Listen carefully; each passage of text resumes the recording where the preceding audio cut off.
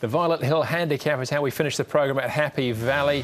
A lot of speed here. It's a Class 3 over the 1,200 metres. Headed by Super Hobby, a last start course and distance winner. Extremely fun, likes to roll forward. He's got barrier 11. Storm Signal yet to win in 12. He has come close a couple of times. Smart Boy is a two-time course and distance winner. Game Changers likes to go forward. Encore Boy is a winner 2 starts back himself. Bob Elite tries Happy Valley for the first time. Everbrave, that 4th last time out behind Super Hobby. And Super Leader finished 6th in that very race. He's come up with barrier 1, Douglas White in the saddle. Now we're back at the touchscreen to have a look at the speed map here, Brett. In the last, I mentioned before, there's a lot of speed. Maybe Everbrave gets across and finds the rail. Yeah, I think he and Extremely Fun are the primary 2 horses potentially that'll be looking for the lead. Storm Signal is another option, but he may take the option to sit in. If Encore Boy steps well, he can probably sort of get a nice run along the rail there. Super Leader has the advantage of a good barrier, but he can often be a horse that just can't go in the first 100 or so metres. So there's every chance maybe Game Changers could end up there. He could end up a little bit further back, Bold Elite as well. Waldorf has been a horse that's shown pace in the past. He's got good form on wet tracks in New Zealand, if you go right back through it. So maybe that could be a positive in his side if we do have wet tracks. All right, there's a lot of money from earlier as well. Any positives from track work, Paul? Yeah, the first one we're going to have a look at is Super Hobby. He's only had 1 start for the new stable and he's won it. Now, he's the one just sitting at the back there in the orange saddlecloth.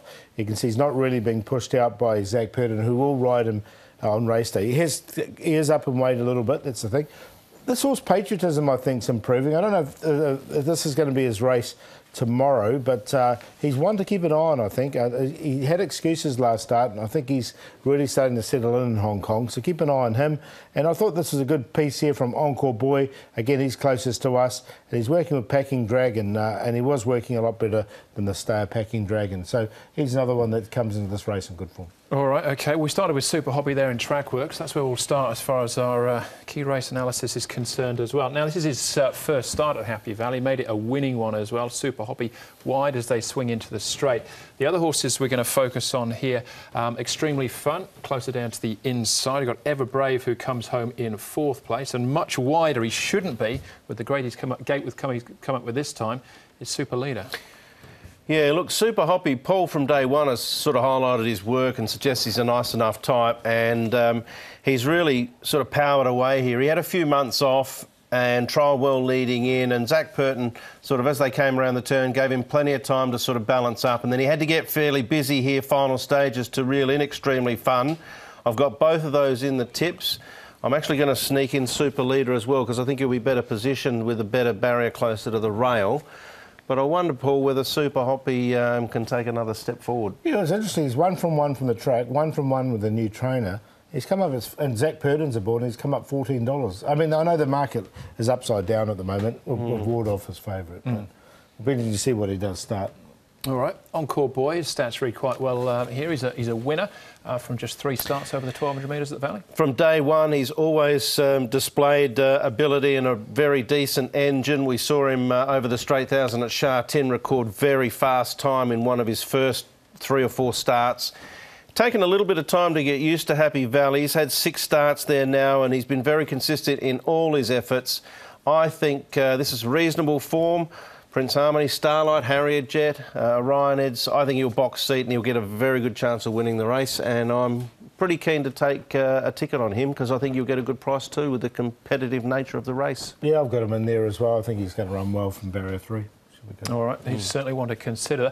Last one then is Bold Elite, having a look at right on the outside here. Bold Elite will be coming to Happy Valley for the first time on race day. Or race night, but he has trialled here. It was a while ago, though. It was a while ago, but he trialled well here, and he's a sort of horse I think will be suited by Happy Valley with the short sprint, because he has got a little bit of a short sprint, this horse. I'm going to side with him at a price. I know he's $17 at the moment. I expect him to come in quite a lot, but 1,200 metres, if there's any rain around too, that will suit the horse as well. So I think he's been finishing off his race as well, and this is really good form race, this one as well.